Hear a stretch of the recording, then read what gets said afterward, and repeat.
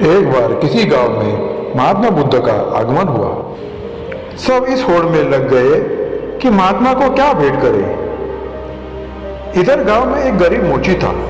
उसने देखा कि मेरे घर के बाहर के तालाब में बेमौसम का एक कमल खिला है।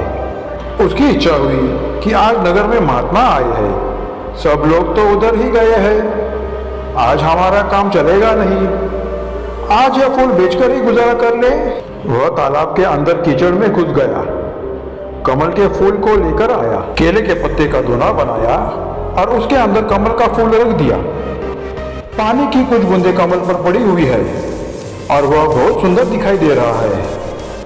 इतनी देर में एक सेठ पास आया और आते ही पूछा, क्यों, फूल बेचने की इच्छा है? आज हम आपको इसके चांदी के 2 रुपए दे सकते हैं। अब उसने सोचा कि 1-2 आने का फूल, इसके 2 रुपए दिए जा रहे हैं। वह आश्चर्य में पड़ गया। इतनी देर में नगर सेठ आया। उसने कहा, भाई फूल बहुत अच्छा है, यह फूल हमें दे दो, हम इसके 10 चांदी के सिक्के दे सकते हैं। मोची ने सोचा, क्या इतना कीमती है यह फूल? नगर सेठ ने मोची को सोच में पड़े देखकर कहा कि अगर पैसे कम हो तो ज्यादा दिए जा सकते हैं। मोची ने सोचा, क्या बहुत कीमती है यह फूल? नगर सेठ ने कहा, मेरी इच्छा है कि मैं महात्मा के चरणों में यह फूल रखूं, इसलिए इसकी कीमत लगाने लगा हूं। इतनी देर में उस राज्य का मंत्री अपने वाहन पर बैठा हुआ पास आ गया और पूछता है, क्या बात है, कैसी भीड़ लगी हुई है? अब लोग कुछ बताते इससे पहले ही उसका ध्यान उस फूल की तरफ गया। उसने पूछा, यह फूल बेचोगे? हम इसके 100 सिक्के दे सकते हैं, क्योंकि महात्मा आए हुए हैं, ये सिक्के तो कोई कीमत नहीं रखते। जब हम यह फूल लेकर जाएंगे तो सारे गांव में चर्चा तो होगी कि महात्मा ने केवल मंत्री का भेंट किया हुआ ही फूल स्वीकार किया। इसलिए हमारी यह इच्छा है कि फूल हम भेंट करें, हमारी बहुत ज्यादा चर्चा होगी। और कहते हैं कि थोड़ी देर के बाद राजा ने भेंट को देखा। देखने के बाद वजीर से पूछा कि क्या बात है?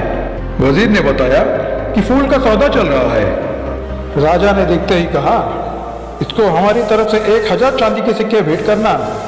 यह फूल हम लेना चाहते हैं। गरीब मोची ने कहा, लोगे तो तभी जब हम बेचेंगे, हम बेचना ही नहीं चाहते।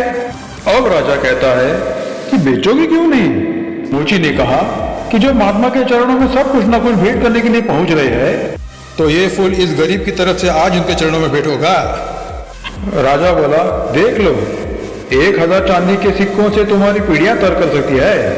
गरीब मोची ने कहा, मैंने तो आज तक राजाओं की संपत्ति से किसी को तरते नहीं देखा, लेकिन महान पुरुषों के आशीर्वाद से लोगों को तरते जरूर देखा है।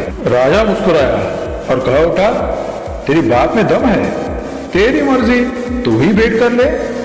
अब राजा तो उस उद्यान में चला गया जहाँ महात्मा ठहरे थे और बहुत जल्दी चर्चा महात्मा के कानों तक भी पहुंच गई कि आज एक आदमी फूल लेकर आ रहा है जिसकी कीमत बहुत लगी है। वह गरीब आदमी है, इसलिए फूल बेचने निकला था कि उसका गुजारा होता। जैसे ही वह गरीब मोची फूल लेकर पहुंचा तो शिष्य ने महात्मा से कहा कि वह व्यक्ति आ गया है। लोग एकदम सामने से हट गए। महात्मा ने उसकी तरफ देखा। मोची फूल लेकर जैसे पहुंचा तो उसके आंखों में आंसू बरसने लगे। कुछ बूंद तो पानी की कमल पर पहले से ही थी, कुछ उसके आंसुओं के रूप में ठिठक गई कमल पर। रोते हुए उसने कहा, सबने बहुत बहुत कीमती चीजें आपके चरणों में भेंट की होंगी, लेकिन इस गरीब के पास यह कमल का फूल और जन्मों जन्मांतरों के पाप है जो मैंने किए हैं। उनके आंसू आंखों में भरे पड़े हैं, उनको आज आपके चरणों में चढ़ाने आया हूँ। मेरा ये फूल और मेरे आंसू भी स्वीकार करो। महात्मा के चरणों में फूल रख दिया। गरीब मोची घुटनों के बल बैठ गया। महात्मा बुद्ध ने अपने शिष्य आनंद को बुलाया और कहा, देख रहे हो आनंद, हजारों साल में भी कोई राजा इतना नहीं कमा पाया जितना इस गरीब इंसान ने आज एक पल में ही कमा लिया। इसका समर्पण श्रेष्ठ हो गया। इसने अपने मन का भाव ही मुझे दे दिया।